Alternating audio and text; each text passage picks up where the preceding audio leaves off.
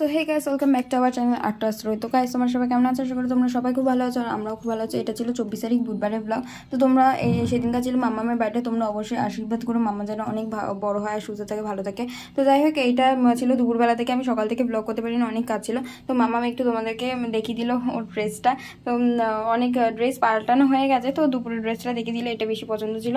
তো যাই হোক, তারপর ঠাম্মি দিয়েছিল, ঠাম্মু ওর মামা মানে ভাই কাকা কাকি মিলে দিয়েছিল। তো তারপর এই যে আশীর্বাদের থালাটা আমি সাজিয়ে নিলাম, সবাই একটু ধানপুতি আশীর্বাদ করবো। তারপরে এই যে ঠাকুরকে আগে ওর থালার যে ওকে যেটা খেতে দেওয়া হবে সেটা ভোগটা আগে ঠাকুরকে দেওয়া হয়েছে, ওইটাই আবার মামাকে দেওয়া হবে।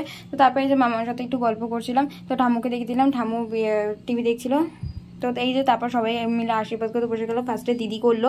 তো তারপর দেখো ওর জামাটা পছন্দ হয়েছে, বাবা জামা দিয়েছে, জামাটা পছন্দ হয়েছে বলে আগে জামাটা আবার চেঞ্জ করেও নিল সাথে সাথে। তো তারপর এই যে খাবারটা ওকে দেওয়া হলো, খাবারটা খেয়ে উঠে গেলো। সেদিনকে প্রচণ্ড গরম পড়েছিল। তো যাই হোক, তেমন কিছু আমরাও বসে বললাম একসাথে। তো তারপর এই যে ডাল ভাজা দিয়ে খেয়ে নিলাম। বললাম না প্রচণ্ড গরম পড়েছিল আর অনেকটা না দেরি হয়ে গেছিলাম, অত দেরিতে খাই না। তো যাই হোক, ডাল ফাল এই যে ডাল তারপর ভাজা দিয়ে খেয়ে উঠে গেলাম। তারপর এই যে চিংড়ি মাছ করেছিল, চিংড়ি মাছটা খুব ভালো ছিল, সব কটা রান্না খুব সুন্দর হয়েছিল। যদি এই রেসিপিগুলো করে তোমাদেরকে অবশ্যই, আর যদি পরে আবার করে আমি অবশ্যই তোমাদেরকে ব্লগ করে দেখানোর চেষ্টা করব। তো এই যে চিংড়ি মাছটা দিয়ে খেয়ে উঠে গেলাম, প্রচণ্ড গরম পড়েছিল, তো অল্প অল্প করে সব খেয়ে উঠে গেছি। তারপরে এই যে মাটন দিয়ে দিয়েছিল, মাটনের সাথে আমি একটু ফুড ব্লগারদের মতো ব্লগ করতে গেছিলাম, মাটনের সাথে ভালো করে মাখিয়ে খেয়ে নিলাম। তো তাড়াতাড়ি করে আগে খেয়ে নিলাম, খেয়ে দিয়ে এসে একটু শুয়ে পড়েছিলাম। তো দেখো মাটনটাও দিদি দুর্দান্ত করেছিল, সত্যি খুব সুন্দর হয়েছিল সব কটা রান্না। আমি পাশে একটু আবার চিংড়ি মাছ রেখে দিয়েছি, চিংড়ি মাছটা ফেভারিট। তো লাস্টে আরেকবার খাবো বলে ওইটুকু খাবো বলে রেখে দিয়েছি। তো যাই হোক, এই যে মাটনের চর্বি সেদিনকে খুব খেতে ইচ্ছে করছিল, তো চর্বিটাও খেয়ে নিলাম। তারপর দেখাচ্ছিলাম ফুড ব্লগারদের মতো করতে গেছিলাম বলে, তো ফুড ব্লগার না বলে তেমনভাবে করতে পারিনি। মাটনটা দেখাচ্ছিলাম কতটা নরম হয়েছিল। তো তারপরে আসার পর এসে শুয়ে পড়েছিলাম। তো এই যে জিমি অনেকক্ষণ ধরে ডাকছিল বলে জিমিকে এসে আদর করতে গেছি, উনি আবার ঘুমিয়েই পড়েছে আমার আদরকে। তো তারপর দুপুরবেলা এসে একটু শুয়ে পড়েছিলাম আর ব্লগ করতে পারিনি। তারপরে উঠে একটু পেঁপে মাখা করেছিলাম, পেঁপে মাখাটা আমি আগে আপলোড দিয়ে দিয়েছি, তোমরা অবশ্যই দেখে নিও। তো দেখো মাম্মা কি বলছে। এই যে বলো তোমার আজকে বার্থডেটা কেমন কাটলো? তোমার ভালো। কেমন? ভালো বলো। অনেক ভালো কাটলো আমার।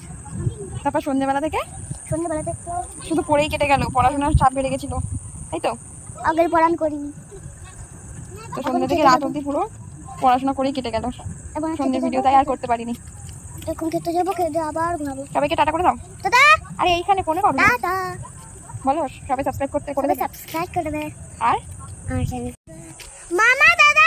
তো সবাইকে টাটা টাটা করে চলে গেল। তারপরে এই যে স্যার চলে এসেছে অফিসে গেছিলেন। তো আসতে না আসে বাইকের মধ্যে উঠে গিয়ে আগে আদর খাচ্ছে। তো বার্থডে বলে কথা, তার জন্য উইশ করতে বললো। তো স্যারের শরীরটা ভালো ছিল না, তাই আর বেশিক্ষণ দাঁড়ায়নি, খাবারটা প্যাকিং করে নিয়ে চলে গেছে। তো এই যে একটা গিফট দিয়েছিল, গিফটটা ওর খুব পছন্দ হয়েছিল, অনেকদিন ধরে বলছিল। তো পছন্দ হয়েছে বলে সাথে তোর গিফটটা খুব পছন্দ হয়েছে।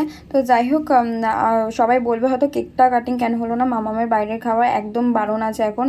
তো ঘরেই যা হচ্ছে তো ঘরে আমরা কেকটা বানিয়ে দিতে পারিনি, যেহেতু কোনো প্ল্যান তেমন একটা ছিল না। তো এবারে আর কেকটা বানাতে পারিনি, খুব গরম পড়ে গেছিলো। তো যাই হোক, আজকের ভিডিও এইটুকু। ভালো লাগে লাইক কমেন্ট শেয়ার করতে ভুলো না। Tata bye bye.